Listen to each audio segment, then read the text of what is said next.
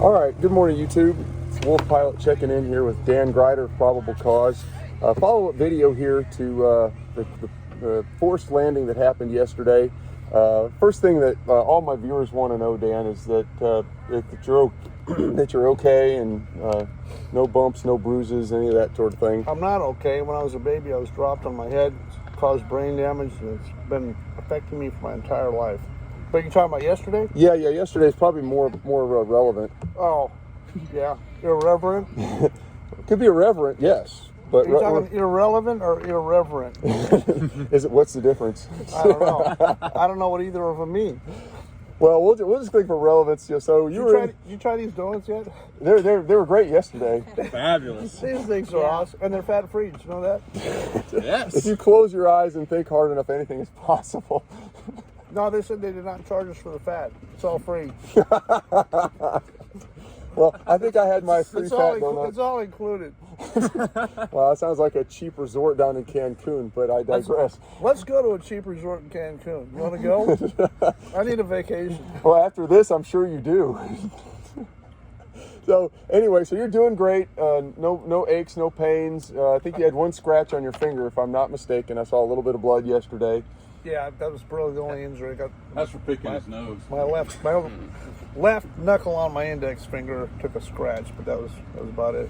But that's on my banjo hand. That's the least needed one. Did you hear me play the trombone last night? Yes, I did. I got some footage of that, actually. Oh, you did? Yeah. When the trombone player was spectacular last night. Man, he was on fire. And then there's some guy playing a fiddle made of gold. He was really burning it up. There were sparks coming out and all these stuff. And he's not paying any attention at all, which makes this much more interesting. But anyway, one of the other questions the viewers have been asking, are you going to do a DTSB report on your own accident? I'm going to let the NTSB do it. It'll take about 3 years, and they won't be able to figure it out. So I'm going to let them do it. I don't want to speculate. I'm not one known to speculate. You know that. Right. Absolutely. I'm so sure. Why do you have your fingers crossed? Well, we'll skip that for now. I guess. There's no need to speculate. I was there. I saw what happened. I know exactly what happened.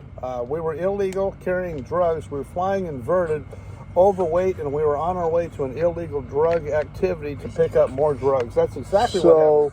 This flies in direct contradiction to what everyone has been speculating, that it was a load of illegal banjos made of some rare wood that the Border Patrol would have confiscated in a blink of an eye. Well, it did have to do with banjos. Banjos actually caused this crash, but I can't talk about it now until the statute of limitations runs out. And also playing last night, I missed a note. I don't know if you noticed that, but I apologize if you heard the trombone solo on the fourth song. I missed a note. Is that when the slide fell out and bounced off the ground? No, I just missed a note, and I lost sleep over that last night. Dan, the beer was free last night, so it sounded like I was at Boston Philharmonic. I mean... Did you ever hear that song, Free Beer? Yeah? Oh, no. Whiskey for my man and beer for my horses? Yeah, it's supposed to be Free Bird. So, all right, so...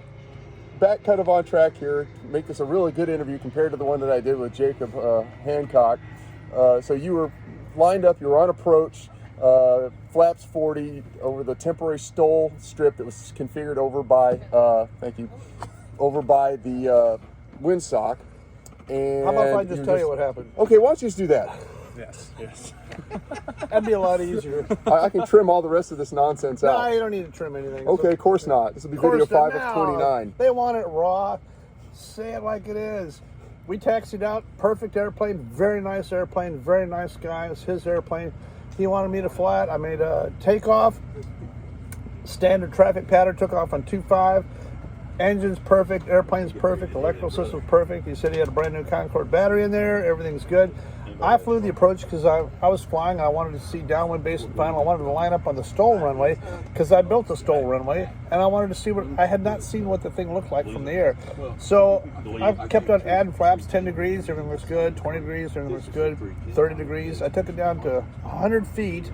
I added full flaps, like at 200 feet, and I just let the deck angle descend towards the STOL runway. And at 100 feet, I said, well, that's all I need to see. Let's go around. Full power, carburetor heat off, flaps up. That's what we do in 150s, right? Right. Yes. Everything worked good. The power came in, carburetor heat went off, and the flaps did not move. And right away, I said, what's wrong with our flaps? And I mean, you can tell from the cockpit, you've got a serious problem here, because now I've only got a half a mile until I'm into trees. The power line's going that way. So I started a little bit of a turn, because off to the left is cornfield, and I thought, I'm going in the corn one way or the other. If we can't get these flaps to retract, we're definitely going in the corner. I was hoping for a 90-degree left-hand turn, and I got it.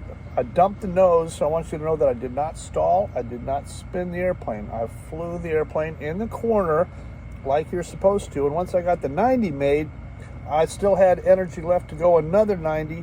Now I'm thinking I'll go for the icing on the cake.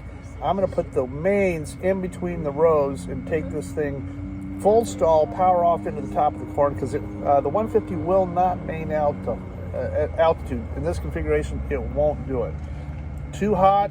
We were two guys. We both weighed a couple hundred apiece. Well, I don't know if the other guy's 200. He's probably 180 or something. But we're probably a gross takeoff weight of 1,500 pounds. So not over gross, but a heavier 150, and it was still hot. The airplane would not maintain altitude. The 150s will not. Those big barn door flaps, they're not going to maintain altitude.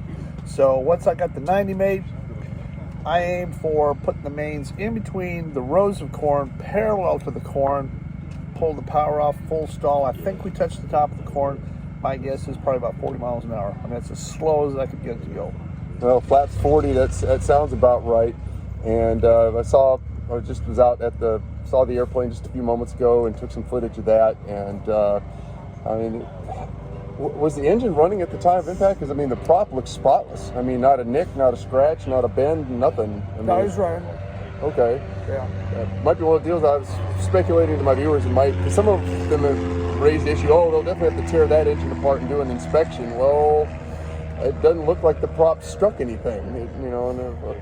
Maybe a husk of corn or something like that, but it didn't damage it in any way or form. No, the prop and the engine, all that stuff looked totally perfect. I don't know if they'll want to tear it down and look or not, but I was at complete idle because I was flying the airplane. I was idle, nose up, full stall, right to the top of the corn, and the landing path roll, the amount of corn destroyed there. I don't know if you saw it. Yeah, I think you were out there. I was there.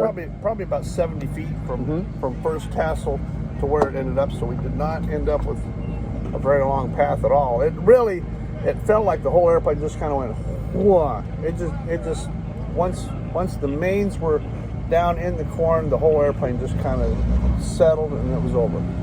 Okay, well, just like Bob Hoover said, famous words, you fly to your landing or to the scene of the crash. And I think that's pretty much exactly what you did. No, here's what Bob said. I taught Bob Hoover how to fly. Okay. Kind of. You're gonna dating yourself, Dan? No one will date me. Not even me. I can't date myself. Even I have standards. I can't go that low.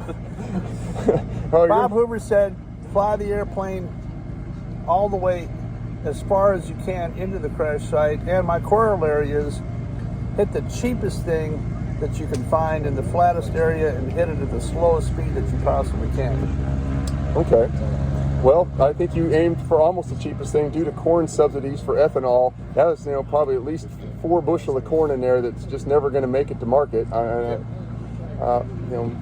Condolences to the farmer. But anyhow, we're glad you're all doing great, and we'll. I'm not doing great. I have a little bit of a headache this morning. Well, it's probably because you've been talking to me. Yeah. Yeah. So, and plus you ate one of those 2-day-old donuts, and that's probably going to coagulate in a brain vessel. So, anyhow, thanks again for doing this interview with me, and thanks. Do me a favor and subscribe to Wolf Pilot, little even tiny itty bitty more fledgling YouTube channel than me, which is hard to believe. But well, I'm even a nitty gritty.